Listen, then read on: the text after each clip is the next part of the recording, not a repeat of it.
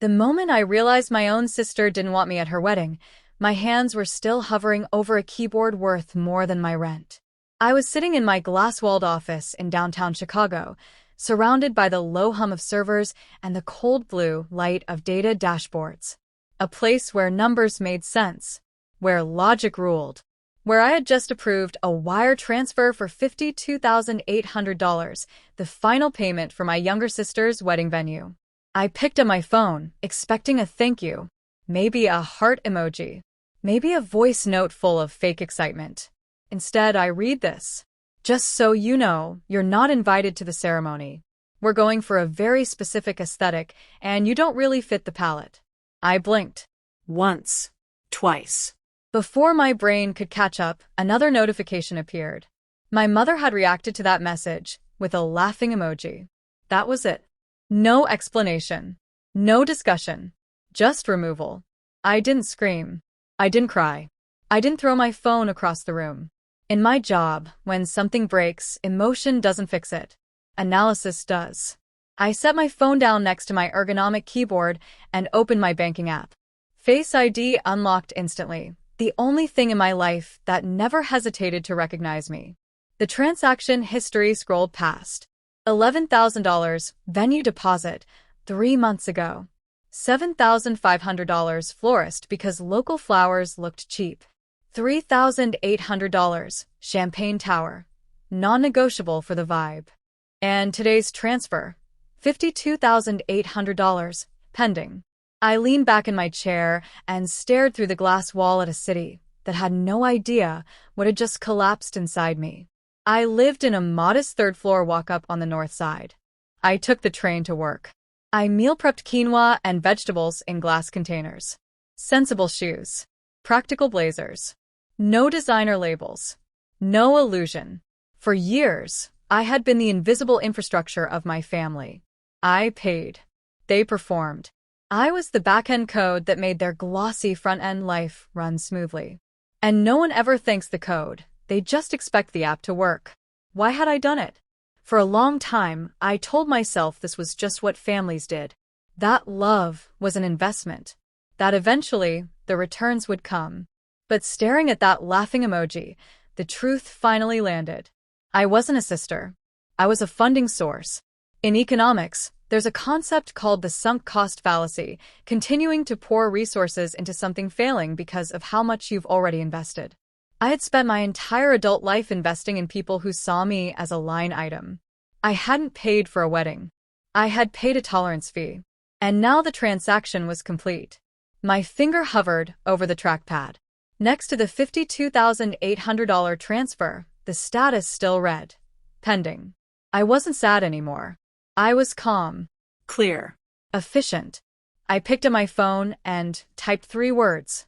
Understood. Canceling payments. Then I switched tabs and logged into the venue's client portal.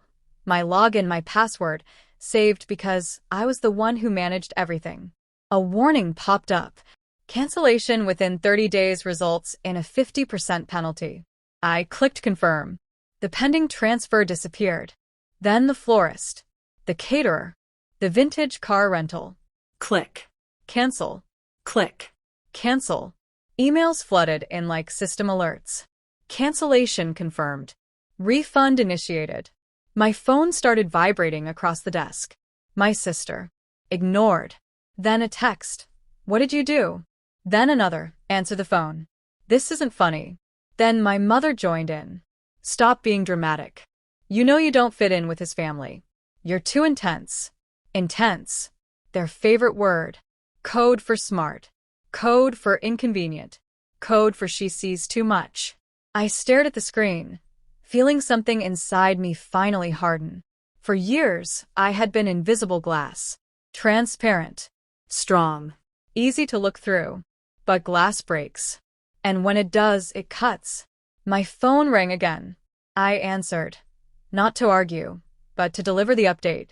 Fix it, my sister screamed. My whole vision is ruined. Your vision was expensive, I said calmly. And since I don't fit the aesthetic, my money shouldn't either. Silence. Then screaming. I hung up, blocked her number, blocked my mother, The quiet that followed wasn't empty. It was charged. And I had a feeling this was only the beginning. Silence didn't last long. It never does when people realize the money has stopped. 10 minutes after I blocked them, my work phone lit up. Unknown number. Then another. Then my office landline started ringing, the one only HR and executives were supposed to have. I didn't answer. Instead, I opened my calendar and sent a meeting invite. Subject: urgent audit. Location: conference room C. Time: now. The invite went to Marcus, the only coworker I trusted completely. The kind of man who didn't panic, didn't gossip, and didn't confuse loyalty with blindness. When he walked in, he took one look at my face and shut the door behind him. Family? He asked. System breach, I said. Personal. I pulled my laptop onto the conference table and mirrored my screen to the wall. Bank statements, credit cards, payment apps, shared cloud folders I hadn't opened in years. I need a forensic review, I told him. Everything I've ever paid for them. Treat it like hostile activity. Marcus didn't smile. He just nodded and rolled up his sleeves. For 3 hours, we excavated my life. Emergency transfers that somehow always lined up with music festivals. Medical expenses that matched luxury shopping receipts. Short-term loans that were never repaid. Then Marcus froze. Hey, he said quietly. This one's bad. He zoomed in on a charge from 3 weeks earlier. $11,600, Lumra Wellness Retreat. The cardholder name was mine. The confirmation email? My sister's. She saved your card, Marcus said. Used it without authorization. Something cold settled in my stomach. Not shock, not anger. Recognition. I gave her the card months ago, I said slowly. For the florist deposit. I picked up my phone and called my credit card company. I'd like to report an unauthorized transaction, I said. Yes, I know who made it. Yes, I want to file a formal dispute. When I hung up, my hands were steady. Too steady. That's when I opened the old family cloud drive. I was looking for receipts. Proof. Something clean and transactional. Instead, I found a folder labeled Dad, Final Documents. My father had died when I was 22. Sudden heart attack. Quiet grief. Loud debt. Or so I'd been told. I clicked on a PDF titled Life Insurance Settlement. The number hit me like vertigo. $34,000. Beneficiary. Educational Trust Me. Paid out 10 years ago. I scrolled. Withdrawal form. 2 weeks later. My name, forged. Countersigned by my mother. Memo line. Education expenses. I felt a hollow hunger rise in my chest. A memory of being 22, counting coins at a vending machine. Of skipping grad school. Of working nights because there was no money. Another folder opened automatically. My sister's modeling portfolio. Same year. Headshots. Travel. Agency fees. My education fund hadn't disappeared. It had been reassigned. I printed everything. The machine hummed, warm pages stacking like evidence, like weight. My phone buzzed again. It was Evan, my sister's fiancé. We need to talk. She's hysterical. I don't understand what's happening. I stared at the papers in my hands. Then typed back. Let's meet. Bring her. We met at a sleek cafe downtown, neutral territory. Corporate. Controlled. I arrived early and placed the folder on the table, aligning it perfectly with the edge. When they walked in, the contrast was immediate. Evan looked composed, confused, expensive. My sister looked unraveled. Sunglasses indoors. Hands gripping his arm too tightly. Then Evan saw me. He stopped. Dr. Lane, he said. From the trials review? I stood and smiled politely. Hello, Evan. My sister's face drained of color.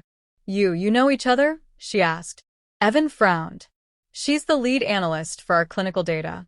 I've been trying to recruit her for 2 years. He looked back at me. You're her sister? I am. Silence felt like a dropped plate. That's not what you told me, Evan said slowly, turning to her. She laughed, sharp, brittle. She's exaggerating. She's unstable. She can't keep a job. I opened the folder. Actually, I said, sliding the first document forward, she can't keep a secret. Evan didn't need to read everything. My sister's face said enough. I'm sorry, he said to me quietly. I had no idea. I know, I replied. That's why we're here. He stood up. The wedding is off, he said. I can't marry someone who lies and steals. He walked out. My sister stared at me, eyes blazing. I hate you, she whispered. No, I said, gathering my papers. You hate consequences. As I left the cafe, my phone buzzed again. This time it was my mother. We need to talk. Right now. And somehow I knew the worst betrayals still hadn't fully surfaced. They came to my apartment that night. Not with apologies. With panic.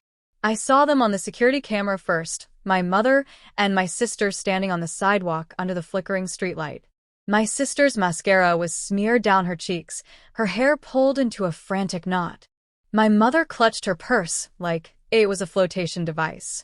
For years, I would have opened the door immediately. This time, I watched. I opened the door just enough to stand in the doorway, blocking the entrance. You ruined my life, my sister screamed, lunging forward. My mother grabbed her arm.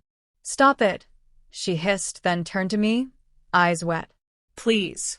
We can fix this. You need to talk to Evan. Tell him it was a misunderstanding. Lie for us? I asked quietly. Protect your family, she pleaded. We're your blood. I looked at them, really looked. The woman who had forged my name. The sister, who erased me once the money cleared. I reached behind me and pulled out a manila envelope. I can't fix it, I said. But I can finish it. My mother's hands shook as she opened it. Fraud reports. Insurance documents. Legal filings. I've already sent copies to my lawyer, I said. And to the district attorney. Her face collapsed. You wouldn't, she whispered. I already did. The words felt clean. You wanted a perfect wedding aesthetic, I continued. This is the new one. It's called consequences. They left without another word. The aftermath was brutal and fast. Evan officially canceled the wedding. Vendors were notified. Deposits vanished. The social media posts stopped overnight. The insurance company opened an investigation. My mother avoided jail through a plea deal, but the restitution was ordered, and worse, her reputation dissolved. Friends disappeared. Invitations dried up. My sister moved back in with her. No brand deals. No fiancé. No audience. I blocked them everywhere. The silence that followed wasn't lonely. It was peaceful. One evening, I opened my budget spreadsheet and found the column labeled family support. I highlighted it, deleted it. The numbers recalculated. Surplus. Freedom. The next morning, I bought myself a new coffee maker. Not because it was trendy. Not because anyone approved. Because it worked. And because I wanted it. As I took the first sip, I realized something simple and devastatingly true. You can't save a corrupted system by feeding it more data. Sometimes, you have to delete the file. And choose yourself instead. Yendi. I thought the story ended when the door closed behind them. I was wrong.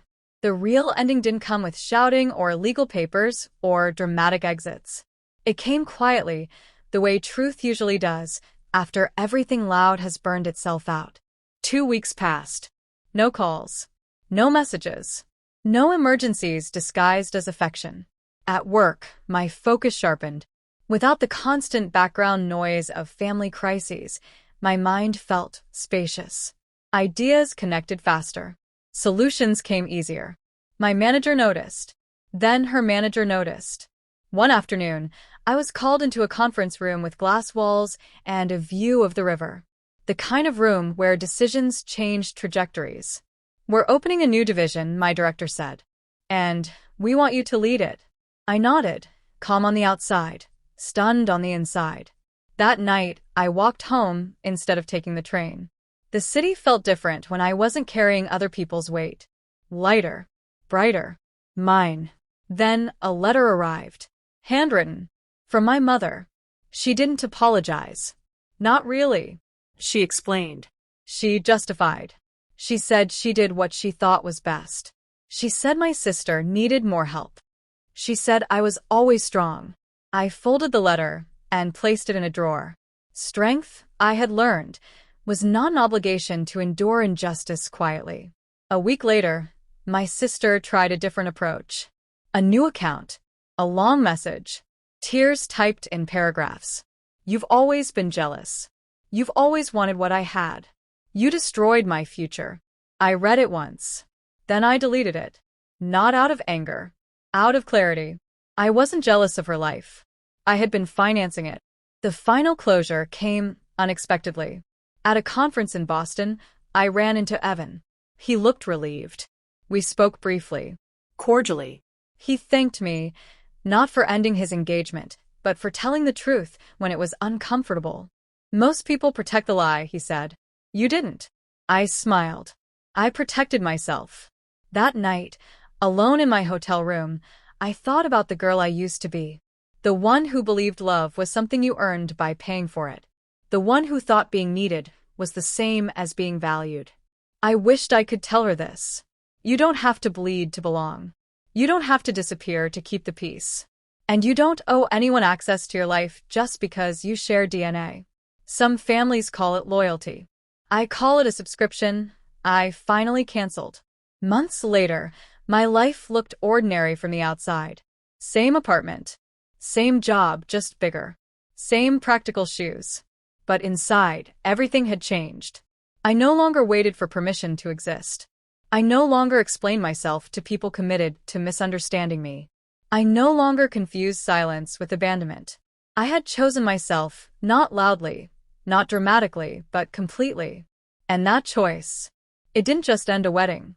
It gave me my life back.